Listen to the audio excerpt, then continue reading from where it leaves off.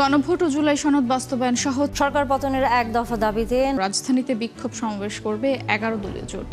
গুলশানে জোটের শীর্ষ নেতাদের বৈঠক শেষে এই তথ্য জানান 11 দলীয় জোটের মুখপাত্র হামিদুর রহমান আজাদ। সরকারের পদত্যাগ ও গণভোটের গণরায় বাস্তবায়নের দাবিতে রাজধানীতে বিক্ষোভ সমাবেশ ও মিছিলের ঘোষণা দিয়েছে জামায়াত নেতৃত্বাধীন 11 দলীয় ঐক্য। দুপুরে রাজধানীর গুলশানে জোটের শীর্ষ নেতাদের বৈঠক শেষে ব্রিফিংয়ে এই ঘোষণা দেন ঐক্যের সমন্বয়ক হামিদুর রহমান আজাদ। দাবি আদায়ে প্রয়োজনে কঠোর আন্দোলনেরও হুঁশিয়ারি দেন জোট মুখপাত্র। বলেন, সরকার সংবিধান সংস্কার না করে শেখ হাসিনার পথে হাঁটছে। গণভোট নিয়ে সরকারের টালবাহানা, প্রবাসীদের রেমিট্যান্স শাটডাউনের কঠোর হুঁশিয়ারি এবং বিরোধী দলের লাগাতার ও সর্বাত্মক আন্দোলনের হুমকিতে বর্তমান ক্ষমতাসীন দল বিএনপির পতনের ঘণ্টা বাজতে শুরু করেছে। রাজনীতির মাঠে সবচেয়ে বড় বেইমানের চিত্রটা বোধহয় এমনই হয়। নির্বাচনের আগে জাতির সামনে দেয়া নিজেদের ঐতিহাসিক 31 দফার একেবারে প্রথম দফাটায় এবার অবলীলায় লঙ্ঘন করতে যাচ্ছে ক্ষমতাসীন বিএনপি সরকার।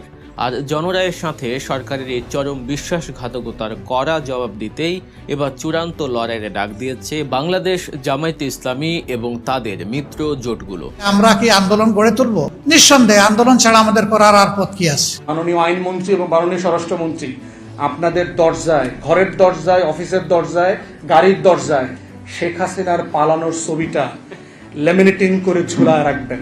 বর্তমান ক্ষমতাসীন দল বিএনপির পতনের ঘণ্টা বাজতে শুরু করেছে। বিএনপির পতন তারা নিজেরাই ডেকে এনেছে, কারণ ডক্টর ইউনূসের সাথে বাংলাদেশের সকল রাজনৈতিক দলের পাশাপাশি বিএনপি তারাও একমত পোষণ করেছিল যে গণভোট ও জুলাই সনদ বাস্তবায়ন করার পাশাপাশি সংবিধান সংস্কার করে এদেশের মানুষের জন আকাঙ্ক্ষা তারা পূরণ করবে। কিন্তু ক্ষমতায় এসে তারা জায়গায় পল্টি মেরেছে। তারা আওয়ামী লীগের পথে হাঁটার জন্য এবং তাদের ক্ষমতাকে স্থায়িত্ব করার জন্য জুলাই সনদ, গণভোট এবং সংবিধান সংস্কার সহ গুরুত্বপূর্ণ যেই অধ্যাদেশগুলোর সাথে তারা একমত প্রদর্শন করেছিল, সেই অধ্যাদেশগুলো তারা এখন বাতিল করে তারাও সেই শেখ হাসিনা বা আওয়ামী লীগের মতো স্বৈরতন্ত্রের পথে হাঁটার চেষ্টা করছে। যেই কারণে এবার গণভোট ও জুলাই সনদ বাস্তবায়ন করার এবং সংবিধান সংস্কার করে দেশের মানুষের জন আকাঙ্ক্ষা পূরণের জন্য সংসদ কক্ষ ত্যাগ করে বিএনপির বিরুদ্ধে রাজপথে আবারও ঝাঁপিয়ে পড়েছে বাংলাদেশ জামায়াত ইসলামী সহ 11 দলীয় ঐক্যজোট। যেই কারণে কিন্তু এবার একেবারে পতনের দ্বার প্রান্তে এসে দাঁড়িয়েছে বিএনপি। দর্শক, এ বিষয়ের কিছু অংশ ভিডিওর শুরুতে শিরোনামে আপনারা দেখেছেন, বিস্তারিত দেখবেন পুরো ভিডিও জুড়ে।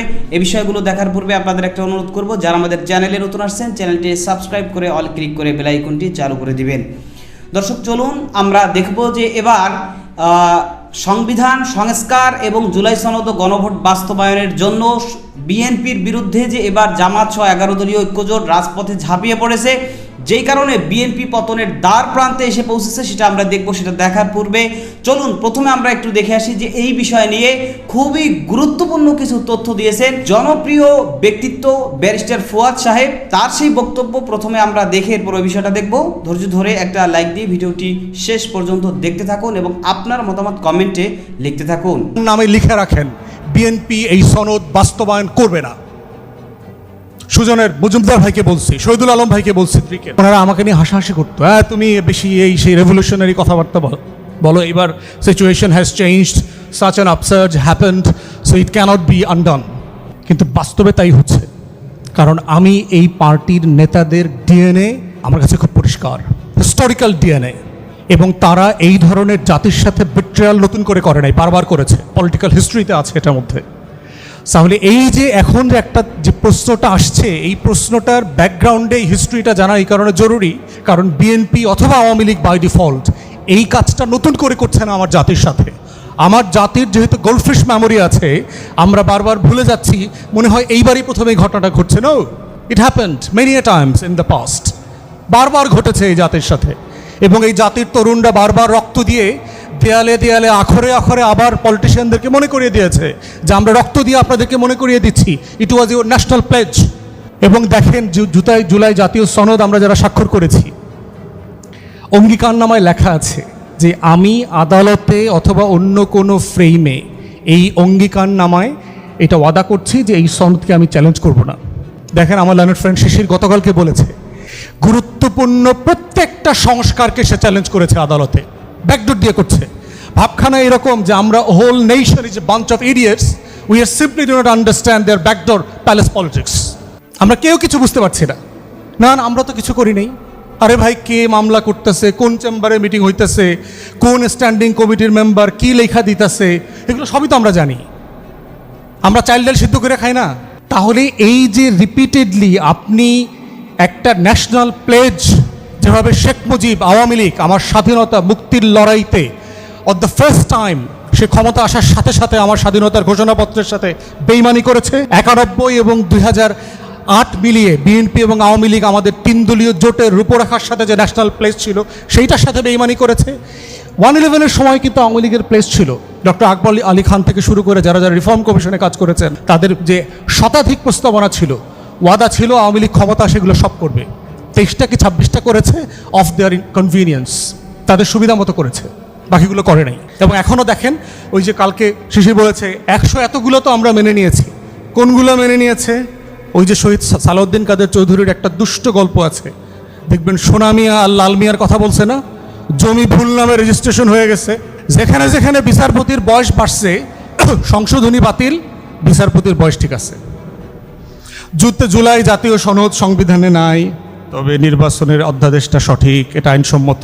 গণভোটের আদেশ অধ্যাদেশ এগুলো নিয়ম মাফিক হয় নাই, তবে ভোট 50-51% ভোট যেটা হয়েছে এটা সঠিক, সুষ্ঠুভাবে হয়েছে। এইগুলো তো সংবিধানে বলা ছিল না। 142-এর বাইরে তো আমরা অন্য কিছু যোগ বিয়োগ করতে পারবো না, তবে 5ম সংশোধনী ফিরে আসবে। মানে দেখেন, ওই যে সোনা মিয়ার লাল মিয়ার গল্প। এবং এটা সালাউদ্দিন কাদের চৌধুরী বলে গেছে, কারণ সে তার দলের ডিএনএ তো আমার থেকে ভালো বুঝে। বিএনপির এই জুলাই জাতীয় সনদ নিয়ে হীনমন্যতার জায়গাটা কোথায় এবং বারবার তারা কেন এই হীনমন্যতার মধ্যে পড়ছে? আমরা এর আগে বলেছি যে দেখেন, আমাদের মুক্তির লড়াই যেটা হয়েছে 71-এ, সেখানে আমাদের ঘোষণাপত্রে যেই বাংলাদেশের কথা বলা ছিল, সেই বাংলাদেশটাকে নিজ হাতে হত্যা করেছিল যাকে সামনে রেখে সেই যুদ্ধটা হয়েছিল, শেখ মুজিবুর রহমান। তাজউদ্দিন আহমেদের ডায়েরি যদি পড়েন দেখবেন যে সেখানে খেতে খেতে তার বাসায় শেখ মুজিবকে বারবার বলেছে যে মুজিব ভাই, আপনাকে তো 9 মাসের গল্পটা বলা হলো না, আমরা কি করে ওই পারে এই পারে মিলিয়ে একটা যুদ্ধকে সংগঠিত করেছি। এবং শেখ মুজিব ডাল ভাত চাবাইতে চাবাইতে বলল, ওগুলো শোনা লাগবে না। আপনারা জানেন যে শেখ মুজিবের কণ্ঠে একটা দক্ষিণ অঞ্চলের টোন ছিল, আমি সব জানি, তোরা কি করছো না করছো। এবং আপনারা জানেন যে 3.5 বছর শেখ মুজিব একবারের জন্য সেই অস্থায়ী সরকার যেটা গঠিত হয়েছিল মেহেরপুরের বৈদ্যনাথ তলায়, সেই জায়গাটা ভিজিট পর্যন্ত করতে যায় নাই। যদিও আপনারা জানেন যে সেই জায়গাটা তার নামে নামকরণ পর্যন্ত করা হয়েছিল, মুজিবনগর। এবং শুধু তাজউদ্দিন আহমেদের লেখা না, তখনকার সমসাময়িক যারা কূটনীতিক ছিলেন, আমলা ছিলেন, অনেকের লেখাতে এই হীনমন্যতার কথা আসছে যে শেখ মুজিব, শেখ পরিবার এবং আওয়ামী লীগের একাংশে, ইভেন আওয়ামী লীগের যে এমপি ছিল এম এ মহাইমিনের লেখা যদি পড়েন, বিবিসি বাংলার সাবেক মহাপরিচালক ছিল সিরাজুর রহমান সাহেব, তার লেখায় আপনারা একই জিনিস দেখতে পাবেন। এই হীনমন্যতার একটা বড় জায়গা হচ্ছে যে বাংলাদেশে এত বড় একটা ঘটনা ঘটে গেছে, 71-এর লড়াই হয়ে গেছে, একটা দেশ স্বাধীন হয়ে গেছে, কিন্তু আমার নেতৃত্ব হয়নি। শেখ মুজিব কোনোদিন তার এই হীনমন্যতা বোধ থেকে উঠে আসতে পারে নাই। এবং পাকিস্তানেও যখন সে বিভিন্ন সময় কথা বলেছে, রাজনৈতিক নেতাদের সাথে কথা বলেছে, তার এই তথাকথিত বন্দি জীবনশালায়, সে আসলে বন্দি ছিল না, ওখানে ভিআইপি স্ট্যাটাসে ছিল, তখন সে কিন্তু বলেছে যে তাজউদ্দিন কথা শোনে না, ওই পারে যায়, এই 7 দফা চুক্তি করে, হাবি জাবি ভারতীয়দের সাথে দালালি করছে, এই কথাগুলো কিন্তু সে বলেছে। সে তো স্বাধীন বাংলাদেশ চাই নাই, প্রধানমন্ত্রী হতে চেয়েছিল। তারপরে যেটা ঘটে গেছে যে প্রধানমন্ত্রী হতে পারে নাই, মুক্তিযুদ্ধটা তার নেতৃত্ব পর্যন্ত হয় নাই। এই হীনমন্যতা বোধই কিন্তু আওয়ামী লীগকে চেতনা ব্যবসার নামে, 71 ব্যবসার নামে বাংলাদেশকে ভারতের কাছে বারবার বিক্রি করতে বাধ্য করেছে, তার এই হীনমন্যতা। এবং হিস্ট্রিতে আমরা দেখেছি যে এই হীনমন্যতাবোধ বিএনপির মধ্যে তারা বারবার প্রমাণ করেছে। দেখবেন যে 75-এর পট পরিবর্তনের সবচেয়ে বড় বেনিফিশিয়ারি কারা? শহীদ প্রেসিডেন্ট জিয়াউর রহমান, বিএনপি এবং তার দল। কিন্তু দেখেন তো 75 পরবর্তী সেই ঘটনায় যারা গুরুত্বপূর্ণ রোল প্লে করেছেন, তাদেরকে কাউকে কি শেষ পর্যন্ত বিএনপি ওন করেছে? কাউকে করে নাই, সে ন্যূনতম কাউকে করে নাই। সালাউদ্দিন কাদের চৌধুরী তার দলের এমপি ছিলেন, অনেক বছরের বড় নেতা ছিলেন। তার মৃত্যুতে, তার ফাঁসিতে একটা শোক প্রস্তাব পর্যন্ত বিএনপি নিতে পারে নাই। সমালোচনা করা তো দূরের কথা, এত লেভেলের হীনমন্যতা। আমার লানের ফ্রেন্ড এখানে আছে, শিশির, এই মামলার সাথে জড়িত ছিল। সে জানে যে বিএনপিকে হাত পাও ধরা হয়েছে সালাউদ্দিন কাদের চৌধুরীর ব্যাপারে স্টেটমেন্ট দেওয়ার জন্য, তারা দিতে রাজি হয়নি।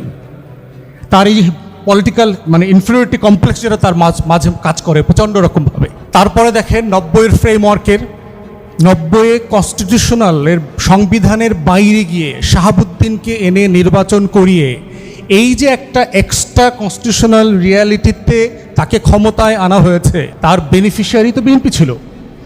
বিএনপি কোনোদিন এই বিষয়টাকে ওন করেছে যে আমাদের এই যে 3 জোটের ফ্রেমওয়ার্কের যে ন্যাশনাল প্লেস ছিল, ওয়াদা ছিল, সেটাকে আমাকে বাস্তবায়ন করতে হবে? সেটা করে নাই। আওয়ামী লীগ তো করেই নেই। তারপরে কথা, তারপরে দেখেন তার আর একটা হীনমন্যতার প্রশ্ন, কেয়ারটেকারের প্রশ্ন যখন আসছে, দেখেন যে পলিটিক্যাল কোয়েশ্চেনকে কীভাবে পলিটিক্যালি ডিল না করে সংবিধানের দোহাই দিয়ে সে কীভাবে তার নিজের বিপদ ডেকে এনেছিল।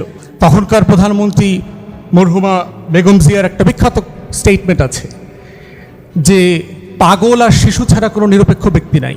অতএব নিরপেক্ষ ব্যক্তি না থাকলে নিরপেক্ষ তত্ত্বাবধায়ক সরকার ব্যবস্থা কিভাবে চালু হবে?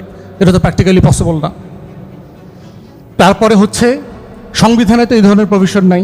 সারা দুনিয়াতে, পৃথিবীতে সব সময় নির্বাচিত সরকারি নির্বাচন আয়োজন করে, অথচ তার কয়েক বছর আগে মাত্র এই কথাগুলো যখন সে বলছে 93, 94, 95 সালে, সে নিজে কিন্তু এইরকম একটা নিরপেক্ষ তত্ত্বাবধায়ক সরকার ব্যবস্থা যেটা সংবিধানে ছিল না, তার ফ্রেমে নির্বাচিত হয়ে 91-তে ক্ষমতায় আসছে। তাহলে যেই প্রসেসের সে বেনিফিশিয়ারি, সেই প্রসেসকে সে স্বীকার করে না, ওন করে না, এবং পাবলিকলি সংবিধানের দোহাই দিকে হিউমিলিয়েট করে। এই কালচার বিএনপির ভিতরে ইনগ্রেইন্ড হয়ে আছে এবং রিপিটেডলি সেইটা করে গেছে আমাদের পলিটিক্যাল হিস্ট্রিতে। এবং এইটা আমরা এতবার দেখেছি যে মনে হচ্ছে যে বিএনপি অ্যাডিক্টেড হয়ে গেছে একই কাজটা, একই ভুলটা সে বারবার করে। আমরা সুধীজন যারা আছে, এই যে ফাহিম ভাই সাক্ষী, আমি ফাহিম ভাইকে বলেছি বিএনপি এই সনদ বাস্তবায়ন করবে না। জিজ্ঞেস করেন, নির্বাচনের আগে বলেছি। নির্বাচনের আগে কমিশনের মিটিং চলা অবস্থায় আমি ফাহিম ভাইকে বলেছি বাংলাদেশের যত সিভিল সোসাইটি মেম্বাররা আছে না, খুবই আশাবাদী, রেভলিউশনারি, এইটা হয়ে যাবে, সেইটা হয়ে যাবে। ডক্টর ইউনূসের অন্তর্বর্তী সরকার তারা যখন বাংলাদেশের সংস্কার বিষয়ক কমিটি গঠন করেছে এবং যত ধরনের তারা অধ্যাদেশ জারি করেছে এবং যত ধরনের সংস্কারের পদক্ষেপ তারা নিয়েছে, তখন কিন্তু বাংলাদেশের বিএনপি সহ অন্যান্য সকল রাজনৈতিক দলকে একত্রিত করে একসাথে বসে এরপরে তারা সিদ্ধান্ত নিয়েছে।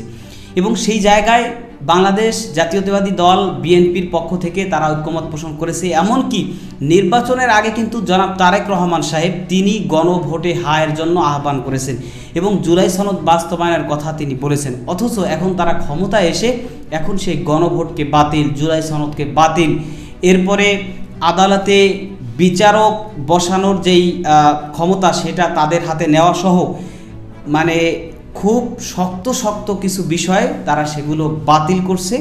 এবং যেই কারণে এখন অনেকেই বলছে যে এই বিএনপির সরকার তারাও এখন সেই আওয়ামী লীগের পথেই হাঁটতে চাচ্ছে এবং তারা তাদের ক্ষমতাকে পাকাপোক্ত করার জন্য এদেশের মানুষের যে ম্যান্ডেট, সেই ম্যান্ডেট বিরোধী কাজ তারা করার জন্য চেষ্টা করছে। এবং এই যে গণভোট হয়েছে যেখানে বাংলাদেশের প্রায় 70% মানুষ ভোট দিয়েছে গণভোটের পক্ষে, হ্যাঁ, অর্থাৎ তারা জুলাই সনদ বাস্তবায়ন, তারপরে সংবিধান সংস্কার সহ সমস্ত কিছু তারা সংস্কার চায়। তো বিএনপির পক্ষ থেকে তারা মাত্র 50% ভোট পেয়েছে। তো সেখানে তারা 50% ভোট পেয়ে তারা সেই 70% মানুষের যে ভোট, সেই ভোটকে তারা বাতিল করে দিচ্ছে। তাহলে বিষয়টা কেমন হলো? 70% মানুষের ভোটকে তারা অবৈধ বলছে, তাহলে 50% মানুষের ভোট কীভাবে বৈধ হয়? এটা তো আরও বড় অবৈধ। তাহলে তাদের এই ক্ষমতাটাই তো সম্পূর্ণ অবৈধ, তাদের এই সংসদ অবৈধ। তারা যে এখন এমপি মন্ত্রী হচ্ছে, সরকার আসছে, সব কিছু অবৈধ, সব কিছুকে বাতিল করতে হবে। এবং তারা এর আগে ডক্টর ইউনূসের সাথে ঐক্যমত পোষণ করে, সংস্কারের সাথে ঐক্যমত পোষণ করে এখন তারা বলছে যে অন্তর্বর্তী সরকার ডক্টর ইউনূস তারা অবৈধ ছিল, তাদের সংস্কারগুলো অবৈধ। এমন গাঁজাখুরির মতো কিছু বক্তব্য তারা দিচ্ছে যেগুলো কোনোভাবেই এদেশের মানুষ গ্রহণ করে নিতে পারছে না। তো যেই কারণে কিন্তু ইতিমধ্যেই জামাত ইসলামের পক্ষ থেকে আন্দোলনের ডাক দিয়েছে এই বাংলাদেশ জাতীয়বাদী দল বিএনপির বিরুদ্ধে বা বর্তমান সরকারের বিরুদ্ধে। তো এই বিষয় নিয়ে কিন্তু বিএনপির সরকার তারা এখন মহা বিপদে পড়বে, কারণ একদিকে জ্বালানি তেল নিয়ে তারা মহা এক সংকটের মধ্যে আছে, এর মধ্যে যদি আবার নতুন করে রাজনৈতিক অঙ্গনেও তারা সংকট তৈরি করে তাহলে তাদের বিপদের কোনো শেষ থাকবে না। তো যাই হোক, এই বিষয়ে আপনার মতামত কি সেটা কমেন্ট সেকশনে জানাতে পারেন। ভালো থাকবেন, সুস্থ থাকবেন, দেখা হবে নতুন কোনো ভিডিওতে, কথা হবে নতুন কোনো বিষয়। আজকে পর্যন্তই, আসসালামু আলাইকুম ওয়া রাহমাতুল্লাহ।